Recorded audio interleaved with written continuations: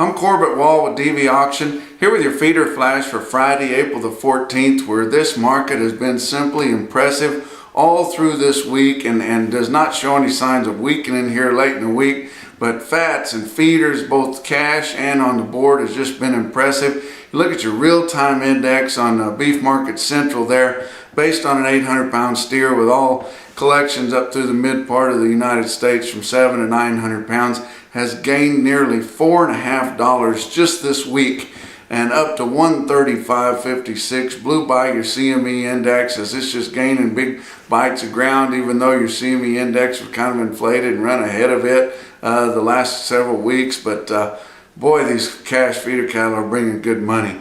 But you look at the board there on Thursday, moderately higher, both fats and feeders, but more than moderately. If you look at that April live cattle spot market there on your futures contracts, has gained over $5.32 just this week up through Thursday, has went from around $1.20, which it took it forever to get that close, and then all the way up to $125.37, trying to run down this runaway cash market. And it doesn't do that very often. It usually just lags behind and is dead weight on the cash market, and then it'll run up there just a couple of days before it matures to end up balancing out there. But not this week. I tell you what, it's just been gangbusters.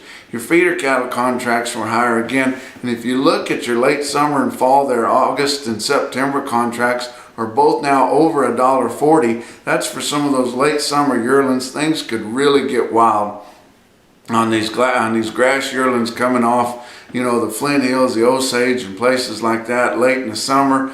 And those cattle always bring good money in comparison to what everybody thinks they're worth and what the board says. There's no telling what they could bring this time, and could really make these guys a lot of money. Don't miss the boat on them if you have them. Take the opportunity to make some good money. But your fat cattle trade was higher on Thursday there. Southern Plains sold their cattle $2 higher at 128. Northern Plains got 128 to 130. Their dress sales from 206 to 208, mostly 206 to 207, $6 to $7 higher. Kudos to all you guys that sold cattle, negotiated and hung on and hung out for that higher price to get $2 more and then that big of a bite on your dress trade. When everybody thought we were just a snowball headed downhill, it's just very, very impressive and good to see it.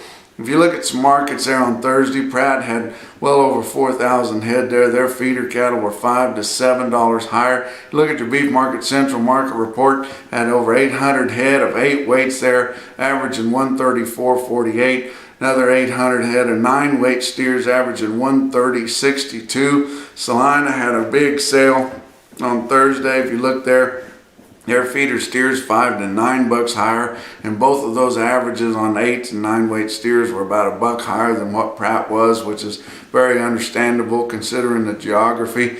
But if you look at Salina, Kansas, Farmers and Ranchers Livestock had a big load of 904-pound steers at 7 o'clock in the evening, bring 136, not to be outdone by Pratt. Had another big load of 919-pound steers at 2 o'clock in the afternoon, bring 138.